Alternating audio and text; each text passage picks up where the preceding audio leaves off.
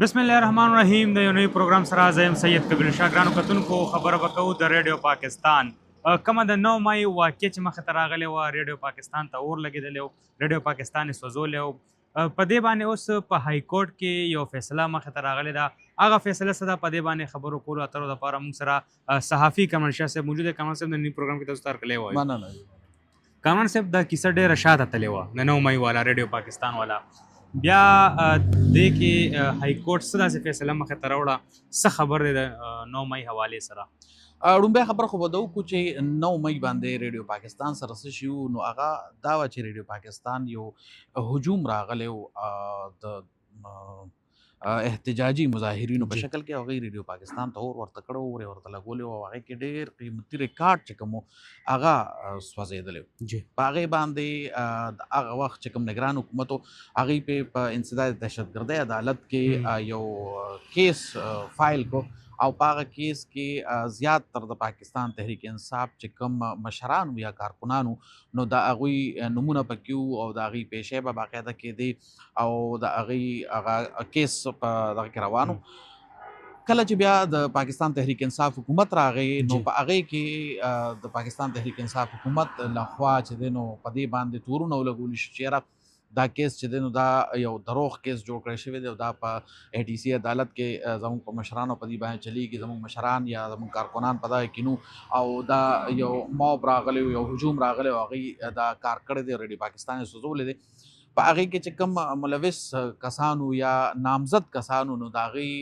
د یو کس بریت چې دی نو شروع شو،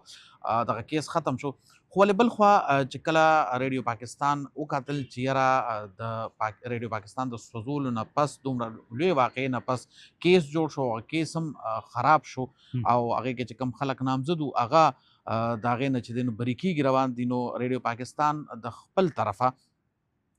یو پرایویټ کونسل یا وکیل هایر کو، او انسداد دهشتګردۍ عدالت کې یو نوی کیس جمع کړ چې دغه کیس دوباره ری اوپن شي، او د دې فورنزیک دی وشي. فورنزیک مطلب دا دی چې کوم ویډیوز دي، کوم آډیوز دي، کوم خلک راغلي دي دننه، دغه د مکمل په ساینسي طریقې باندې چک کړی شي، او د هغې نه پس دی بیا دا کیس اوپن شي چې کوم ملوث ملزمان دي چې هغوی ته قرار واقعي سزا ملو شي. په دغه کیسونو کې چې کله پرایویټ کونسل هایر شو، نو په انسداد دهشتګردۍ عدالت کې د پراسیکیوشن ډپارټمنټ د طرفه او د صوبایي حکومت د طرفه دا یو پلی واغشتی شو چې یاره پرایویټ کونسل نشي هایر کړي. د ړومبی خوا دا وی چې یاره کیس ختم شوی دی، دوباره د هغې د اوپن کولو ضرورت نشته. بیا وی چې ښځه صحیح ده چې فرانزیک هم کې نو چې کوم پرایویټ کونسل هایر شوی دی دا نشي هایر کېدی. په هغې باندې قانوني خبرې اترې وشوې، او عدالت اجازت ورکړه چې نه پرایویټ کونسل هایر کېدی شي، او کوم پرایویټ کونسل چې هایر شو هغه په خپل حق کې او د ریډیو پاکستان په حق کې چې دی نو فیصلې پیش کړې، دلایل یې پیش کړل، هغه کار خوش. خو بل طرف ته په خیبر پښتونخوا اسمبلی کې سپیکر یو کمیټي جوړه کړه چې دغه کمیټي به تحقیقات کوي چې ریډیو پاکستان چا سوځولی دی، کوم هغه خلک وو چې هغوی راغلي و هغوی ریډیو پاکستان سوځولی دی. نو چې کله دغه کمیټي هایر شو، نو په هغې باندې بیا پېښور های کورټ ته ریډیو پاکستان هم لاړه، او صوبایي حکومت هم لاړه، ځکه چې د ریډیو پاکستان یا د هغې د پرایویټ کونسل موقف دا و چې یاره دا کمیټي چې ده کله چې یو کیس یو معامله په عدالتونو کې وي هغې ته سب جوډیس وي، دا سب جوډیس معامله ده، نو په دې کې بیا صوبایي اسمبلي یا بله کوم اتارټي چې دی د ځان نه یو کمیټي نشي جوړولی. حالانکې صوبایي اسمبلي ته دا اختیار شته چې هغه کمیټي جوړه کړي، خو چونکې مسله په عدالت کې ده، نو بیا دغه کمیټي د هغې څه حیثیت نه پاتې کېده. بهرحال په هغې کې خبرې اترې وشوې، دلایل د فریقینو د طرفه پیش کړي شو، او عدالت ته دا وویلی شو چې یاره مسله په عدالت کې ده، نو چونکې عدالتي مسله کې بیا څوک هم خبرې اترې نشي کولی، نه پکې څوک ګوتې وهلی شي، لحاظه دا څیز دی دغه کړی شي. نو عدالت په هغې کې پیشې وشوې، او عدالت چې د فریقینو د وکلاو دلایل واورېدل، او په هغې بنیاد باندې یو سټې خدا ورکړه چې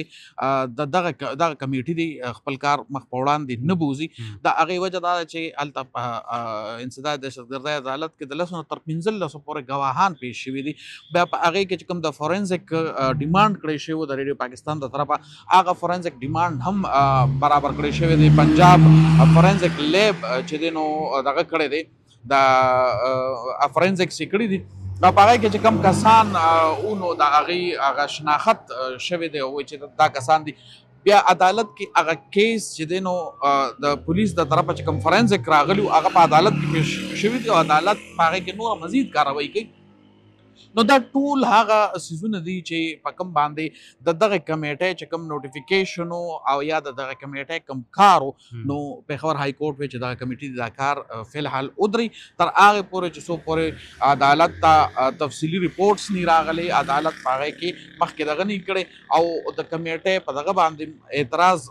دغه چې یاره عدالت کې یو څیز وي نو هغه بیا بار بله کمیټې نشي کولی. نو دغه ډیولپمنټس د ریډیو کامران پاکستان صاحب کیس کې ریډیو پاکستان دوباره نه جوړ شو نوی شو بلډینګ یې نوی شو خو در دې دمه پورې د هغې هغه کیس ختم نه شو وجوهات څه دي؟ اسې هم کو ګورې نو په پاکستان کې په عدالت ته چې کوم شی لاړ شي نو هغه بیا په کلونو کلونو چلیږي روانې. دا خو بیا هم د ریډیو پاکستان خبره ده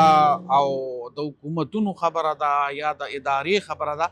د غریبو خلکو کیسونه که تاسو وګورئ نو غریب سړی عدالت هغه خلک همداسې وایي که نه خدای پاک د هسپتال تاڼې او تحصیل نه وساته دا تحصیل د عدالت ته وایي. نو خدای پاک دی غریب سړی د عدالت نه ساتي ځکه چې د غریب سړی کیس کله لاړ شي نو هغه خو بیا په کلونو کلونو زنګېږي او اکثر پکې داسې چې هغه خلک پکې مړم شي د هغوی بچي راشي او بیا نمسي راشي کیس روان دا خو لا بیا هم 2-3 کاله دي او په دې کې دا څیز روان دی او دغه کېږي. خو په دې کې مسله اصل دا ده چې کوم خلک نامزد شوي یا په چا باندې کیس روانو نو د ریډیو پاکستان دا موقف دی چې یاره کوم خلک ملوث نو هغوی ته سزا ورکړی شي.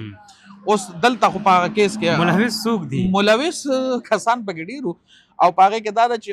اوس په دې وخت کې د پاکستان تحریک انصاف چې کوم سیټنګ ګورنمنټ دی د هغې MP وزرا او MNAs هم په هغې کې ملوث وو په هغې کې نامزد کړي شوي او په عدالت کې د هغې کیسونه چلیدل. نو ریډیو پاکستان د پلی غشتره چې دغه خلکو ته چې کم پکې ملوث وو د هغې خلاف موږ د فورنزیک راوړل موږ دا سیزونه راوړل او کما چې دا ټول ثبوتونه راله فورنزیک رالو هر څه وشو نو هغې نه باوجود بیا دغه کیس ولاړ دی مخکې نه ولاړ نه دی کیس خو روان دی خو د عدالت خو خپل طریقې کار یې که نه هغه په شواهدو باندې او په دلایلو باندې فیصلې کېږي. اوس داسې خو نه ده که نه چې شواهد او دلایل خو یې ورله راوړه که نه نو هغه د هغې به نورم جانچ پړتال کېږي که نه داسې خو نه چې لکه دا خو زموږ د غریبو خلکو دپاره بس یا اخوا او یا دېخوا دغه قصه وي. دا خو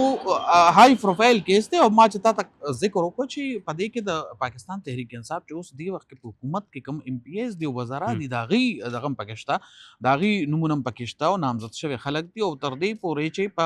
فرانزیک ریپورټ کې چې دی نو وزیر اعلی خیبر پښتونخوا سهیل افریدی هم هغوی وایي چې یاره دی پکې هم په دغه وخت کې موجود وو او هغه یې د هغه فرانزیک ویډیوز نه راوښکي دي اوس په هغه فرانزیک باندې او په هغه ویډیوز باندې او په هغه تصویرونو باندې دا خو د صوبې یو وزیر اعلی دی کامران صاحب. نو خو دغه خو درته زه هم وایم چې دا کیس چې دی ډېر های پروفایل کیس دی او پکار هم دا ده چې عدالت هم په دې کې د ډېر دغه نه کار واخلي چې ډېر باریک بینۍ سره دا څیزونه وکتي شي ځکه چې ما تا ته خبره د فورنزیک وکړم فورنزیک باندې هم سوالات اوچتېږي او سوالات دا دي چې هر څوک عدالت دا دغه ورکړو حکم ورکړو پولیس ته یا فورنزیک لیب ته چې ما ته په 2 ورځو کې دا شی پکار دی خو نور کیسونه هلته لاړ شي نو هغه په میاشتو د هغې رزلټ نه راوځي د دې کیس رزلټ په 4 ورځو کې راووته نو لکه دا هم څه عجیبه غوندې منطق دی. بیا لکه په مخکې دا موږ دا ویلی شي ډنډې زوري نو کار زر کېږي نو دا پاکستان خلک خو د ډب مسلمانان دي او چې څو د ډب نه وي دوی خو کار نه کوي نو لکه دغه ټول څیزونه پکې راځي که نه دغه مخې ته راځي. بیا بله خبره دا ده چې کومه کمیټې صوبایي اسمبلی کې جوړه شوې ده نو په هغې کې هغه کسان دي چې کوم کسان په دغه کیس کې ملوث دي نو د ریډیو پاکستان دغه ځای کې یو موقف کامران صاحب لنډو ټکو کې راته وایي پروګرام وخت ختم دی اخرنی سوال دی چې آیا د دې حل به سره وځي که نه دا کیسونه بس همدغسې روانې ده 9 مۍ والا دغه ریډیو پاکستان والا نو ما ته خو چې څومره ښکاري او څومره زور پرې دی نو زه وایم چې څه ناڅه حل خو بیا روځي خو د هغه حل خلاف به هم بیا خلک ځي که نه سزا مطلب چاته پکار ده چې سزا میلو شي نو هغه کسانو ته هم میلو شي که نه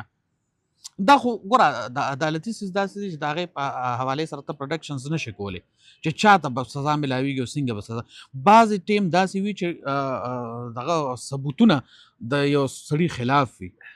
خو په قانون کې د هغه ثبوتونو په دغه باندې هغه ته استثنام حاصلوي نو دا لکه د مخکې نه ازمپشنز نشي کېدی چې څه به کېږي خو بهرحال دا سیز به منطقي انجام ته ځکه رسي چې اوس په ادارې او اوس په خلک او اوس په حکومتونه یو بل ته مخامخ الله دې وکړي کامران صاحب ډیره مننه پکار ده چې دغه مونږ کومه سرکاري ادارې دي او دې ته نقصان څوک رسوي نو پکار ده چې هغې ته سزا میلو شي دا زموږ نن پروګرام در بل پروګرام پورې مال او زما ټیم لره کې اجازه درلوي الله په امان